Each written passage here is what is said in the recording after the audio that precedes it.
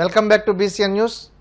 జగన్మోహన్ రెడ్డిని మరోసారి ముఖ్యమంత్రిని చేసేందుకు ప్రజలు సహకరించాలని పాలకొల్లు వైసీపీ ఎమ్మెల్యే అభ్యర్థి గుడాల గోపి అన్నారు. పశ్చిమ గోదావరి జిల్లా పాలకొల్లు పట్టణంలో 12వ వార్డులో ఇంటింటి ఎన్నికల ప్రచారం నిర్వహించారు. సంక్షేమ పథకాలు కొనసాగాలంటే ముఖ్యమంత్రిగా మళ్లీ జగన్నే గెలిపించాలన్నారు. ఈ కార్యక్రమంలో వైసీపీ నాయకులు మేకా శేషబాబు, గుండం నాగబాబు, చేగుండి సూర్యప్రకాష్ తదితరులు పాల్గొన్నారు.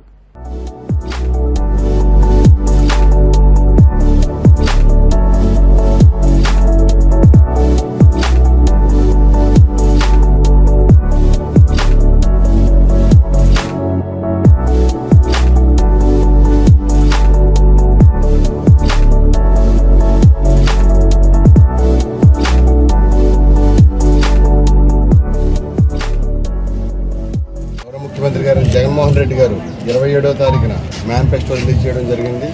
దాంట్లో గత 5 సంవత్సరాలు 2019లో ఏదైతే మేనిఫెస్టో రిలీజ్ చేశారో 100కి 100% పూర్తి చేసిన గొప్ప విజన్ ఉన్న సీఎంగా ఆయన్ని ప్రజలందరూ గుర్తించారు, ప్రజలందరూ ఆశీర్వదిస్తున్నారు. అలాగే 2024 to 29 మళ్ళీ మేనిఫెస్టో ఇప్పుడు 27వ తారీఖు రిలీజ్ చేయడం జరిగింది. దాంట్లో ఏదైతే శాంక్షన్ 3,500, అలాగే అమ్మఒడి 17,000 రూపాయలు చేయడం జరిగింది. అలాగే కాపు నేస్తం డైరెక్ట్గా 30,000 రూపాయలు చేయడం జరిగింది సంవత్సరానికి. అంటే 60,000 1,20,000 4 సంవత్సరాల్లో 4 విడతల్లో చేయడం జరిగింది. మహిళలకి 0 వడ్డీ చేయడం జరిగింది. అలాగే గ్రూప్కి 3 లక్షల రూపాయలు రద్దు చేయడం జరిగింది. ఇలా చెప్పుకుంటూ వెళ్తుంటే చెప్పడానికి తిరగలేనంత అద్భుతమైన మేనిఫెస్టో రెడీ చేసిన శ్రీ గౌరవ ముఖ్యమంత్రి గారికి ప్రత్యేకంగా నేను హృదయపూర్వకంగా ధన్యవాదాలు తెలియజేసుకుంటూ, అలాగే ఆంధ్రప్రదేశ్ రాష్ట్ర ప్రజలందరికీ కూడా ఒక వినూత్న సంక్రాంతి పండుగగా ఈరోజు మేనిఫెస్టో రిలీజ్ చేసిన గొప్ప మహానుభావుడు జగన్మోహన్ రెడ్డి గారు. ఇందులో అశేష స్పందన, వారే ఎదురొచ్చి ఇంత ఎండ సైతం కూడా లక్ష్య చేయకుండా ఓటర్లు ప్రజలు ఎదురు చూస్తూ మేము వచ్చే దారికి ఎలక్షన్ ఇంకా 13 రోజులు ఉందా, రేపే ఉంటే బాగుండు వేసి రేపు ఓటేసేద్దాం, ఆయన రుణం తీర్చుకుందామనే ఆలోచనలో ప్రజలున్నందుకు ప్రజలకు మేము ప్రత్యేక కృతజ్ఞతలు. అధికారంలో ఉన్నా లేకపోయినా ప్రజలకు సేవలందించిన బొలిశెట్టి శ్రీనివాస్కు మద్దతుగా నిలవాలని ప్రముఖ సినీ కొరియోగ్రాఫర్ జానీ మాస్టర్ అన్నారు. కూటమి జనసేన పార్టీ అభ్యర్థి బొలిశెట్టి శ్రీనివాస్ పార్టీ నాయకులు మారం వెంకటేశ్వరరావుతో కలిసి మీడియాతో మాట్లాడుతూ ప్రజలకు సేవ చేయాలనే తలంపుతో రాజకీయాల్లో కొనసాగుతున్న బొలిశెట్టిని అత్యధిక మెజారిటీతో గెలిపించాలని కోరారు. ఈ సందర్భంగా బొలిశెట్టి శ్రీనివాస్ మాట్లాడుతూ తాను మున్సిపల్ చైర్మన్గా రూపాయి కూడా అవినీతికి పాల్పడలేదన్నారు. నిజాయితీతో రాజకీయాలు చేస్తున్నట్లు తెలిపారు. టీడీపీ, బీజేపీ నాయకులు కూడా తమ వంతుగా కూటమి గెలుపు కృషి చేయాలని కోరారు. 3 పార్టీలను సమదృష్టితో చూస్తానని అన్నారు.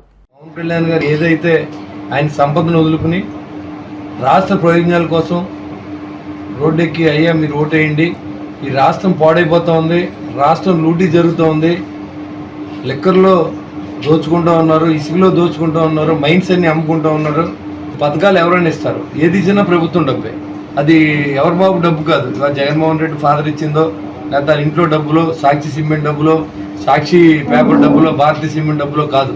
అవన్నీ కూడా మనం కట్టిన ట్యాక్సుల్ని మనకి తిరిగి ఇచ్చేదానికి వాళ్ళు పెత్తనం. ఇవాళ పోలవరం ప్రాజెక్టుకి మీరు ఎలా కడతారు, రోడ్లు ఎలా వేస్తారు, రైతుని ఎలా ఆదుకుంటారు, తీర ప్రాంతాల అభివృద్ధి ఎలా చేస్తారు, నిరుద్యోగ క్యాలెండర్ ఎలా పెడతారు, పరిశ్రమల అభివృద్ధి ఎలా చేస్తారు, ఏమీ లేకుండా వాళ్ళ సదుపాయాలు లేకుండా ఇవాళ పవన్ కళ్యాణ్ గారి పోరాటం మన కోసం, మన నెక్స్ట్ జనరేషన్ పిల్లల కోసం. మనం ఇక్కడ బతుకుతున్నాం, కానీ మన పిల్లలు ఎక్కడో బెంగళూరులోనో, లేకపోతే హైదరాబాద్లోనో, ముంబైలోనో, లేకపోతే ఇంకొక చోట ఉంటారు. మన రాష్ట్రం అభివృద్ధి చెందాలనుకోవాలి, మన రాష్ట్రం అప్పులు పాలు అవ్వకూడదు అనుకోవాలి. దానికి నిలబడిన వ్యక్తి పవన్ కళ్యాణ్ గారు. ఆ పవన్ కళ్యాణ్ గారు ఆదరించట్లేదనే బాధతోనే మేము ఇంతమంది ఇవాళ జానీ మాస్టర్ ఆయనకి ఇవాళ ఒక రోజు పనిచేస్తే లక్షల్లో ఆయనకి పేమెంట్ ఇస్తారు. కానీ ఎండలో మాతో పాటు నిలబడి అమ్మ ఓటేయండి, అయ్యా ఓటేయండి, పవన్ కళ్యాణ్ గెలిపించమని అడుగుతూ ఉంటాయి. కనీసం అర్థం చేసుకోండి ఆంధ్ర రాష్ట్ర ప్రజలంతా కూడా, మీకు ఇచ్చే పథకాలన్నీ కూడా మన డబ్బులే, మనం కట్టి ట్యాక్స్లే, కేంద్ర ప్రభుత్వం ఇచ్చే డబ్బులే. కానీ ఒక్కటి మీరు తెలుసుకుని దయించి మీరు అందరూ కూడా ఈ జనసేన పార్టీని ఆదరించండి, పవన్ కళ్యాణ్ ఆదరించండి, కూటమి అభ్యర్థులు గెలిపించండి. రాష్ట్ర వ్యాప్తంగా ఏదైతే దోపిడీ జరుగుతుందో ఆ దోపిడీని ఆపాలంటే పవన్ కళ్యాణ్ వస్తేనే ఈ దోపిడీ ఆగుద్ది. అసెంబ్లీకి నిజాయితీ అయిన పవన్ కళ్యాణ్ ఉండాలి, అసెంబ్లీలో అనుభవజ్ఞుడు చంద్రబాబు నాయుడు ఉండాలి. మీరందరూ కూడా కూటమిని గెలిపించండి. కేంద్రంలో నరేంద్ర మోడీ గారు గెలిస్తే డబుల్ ఇంజిన్ ప్రభుత్వాల్లో మన రాష్ట్రం అభివృద్ధి చెందే దిశగా ఆంధ్రాన్ని అభివృద్ధి చేయమని చెప్పి ఇక్కడున్న యువత తరఫున ఈ రాష్ట్ర ప్రజల తరఫున నేను రిక్వెస్ట్ చేస్తూ ఉన్నా బీజేపీ ప్రభుత్వాన్ని కూడా. ఇవాళ మిమ్మల్ని కలిపిందే డెవలప్మెంట్ కోసం. చాలామంది కులాలు విడదీసి మతాలు విడదీసి ముస్లింకి లేకపోతే ముస్లిమ్స్కి క్రిస్టియన్స్కి ఎస్సీ ఎస్టీ సోదరులందరూ కూడా పడదని చెప్పి బీజేపీ వ్యతిరేకమని కాబట్టి ఓట్లు వేయొద్దని చెప్తా ఉన్నారు. నేను ఒకటి అడుగుతున్నా, ఈ జగన్మోహన్ రెడ్డి ఇన్నాళ్ళు ఎవరికి అదే బీజేపీకి సపోర్ట్ చేయలేదని అడుగుతా ఉన్నా. రేపు మన నాయకుడు రాబోతూ ఉన్నాడు, మీరందరూ కూడా అటెండ్ అయ్యి ఘనస్వాగతం పలికి అన్న నీ వెనకాల మేము ఉన్నాం అనే విధంగా మీరందరూ కూడా ఆయన మద్దతు తెలియజేస్తారని చెప్పి కూడా నేను మిమ్మల్ని అందరూ కోరుతూ. నాకంటే సంతోషంగా ఇంకెవడు ఉండడు. ఎందుకంటే ఈరోజు నేను ఇక్కడికి వచ్చి ఈ ఆదరణ నేను చూసింది. ఈరోజు ప్రతి ఫేస్లో అందరి మొహాల్లో మేము మీకున్నాము, మేము మిమ్మల్ని గెలిపిస్తామనే ఒక చిరునవ్వుని చూశాను నేను. రేపు కళ్యాణ్ గారు వస్తున్నారు ఇక్కడికి, ఆయన ఇంకా చాలా ఆనందిస్తాడు అది ఆయన చూసి. నేను ఈరోజు తిరిగిన దాన్ని బట్టి నాకు అర్థమైంది ఏంటంటే ఖచ్చితంగా గెలుస్తున్నారు సార్. ఎక్కడ పోయినా నిజమన్నా ప్రమాణ స్వీకారం రోజు మిమ్మల్ని కలుసుకుంటున్నాను సార్. రేపు అందరూ తాడేపల్లిగూడెం ప్రతి ఒక్క ప్రజలు రేపు కళ్యాణ్ గారు వస్తున్నారు, మీరు అందరూ అక్కడికి వచ్చి ఆయన మాటలు విని ఆయన దిగ్విజయంగా గెలిపిస్తారని మనస్ఫూర్తి కోరుకుంటున్నాను. తనపై వైసీపీ చేస్తున్న తప్పుడు ప్రచారాన్ని నమ్మవద్దని కూటమి టీడీపీ ఉండి ఎమ్మెల్యే అభ్యర్థి రఘురామకృష్ణరాజు అన్నారు.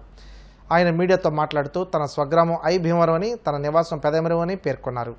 ఐప్యాక్ సంస్థ చేత తాను ఎప్పుడు ఢిల్లీలోనే ఉంటానని, తప్పుడు ప్రచారం చేయిస్తున్నారని, అందరికీ తాను అందుబాటులోనే ఉంటానని, ఎవరు ఆందోళన చెందాల్సిన అవసరం లేదన్నారు. నియోజకవర్గ ప్రజలకు నా విన్నపం, ఐప్యాక్ సంస్థ ద్వారా జగన్మోహన్ రెడ్డి నేను ఇక్కడ ప్రజలకు అందుబాటులో ఉండను, ఢిల్లీలో ఉంటాను అనే దుష్ప్రచారాన్ని చేస్తున్నాడు. ఆ వదంతులు మీరు దయచేసి నమ్మవలసిన అవసరం లేదు. నేను నిత్యం మీకు అందుబాటులో ఉంటాను.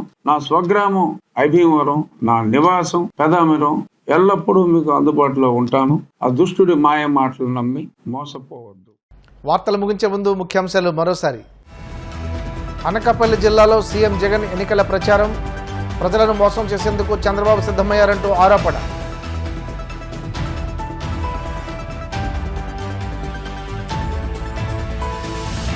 కాకినాడ మండలంలో జనసేన పార్టీ అభ్యర్థి పంతం నానాజీ ఎన్నికల ప్రచారం, సమస్యల పరిష్కారం కూటమితోనే సాధ్యమంటూ స్పష్టం.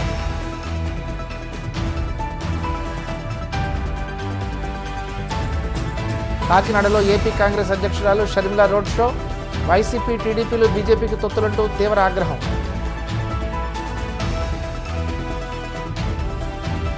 వైసీపీ తప్పుడు ప్రచారాన్ని నమ్మవద్దన్న టీడీపీ ఉండి ఎమ్మెల్యే అభ్యర్థి రఘురామకృష్ణరాజు, ప్రజలకు ఎల్లప్పుడూ అందుబాటులోనే ఉంటానని స్పష్టం.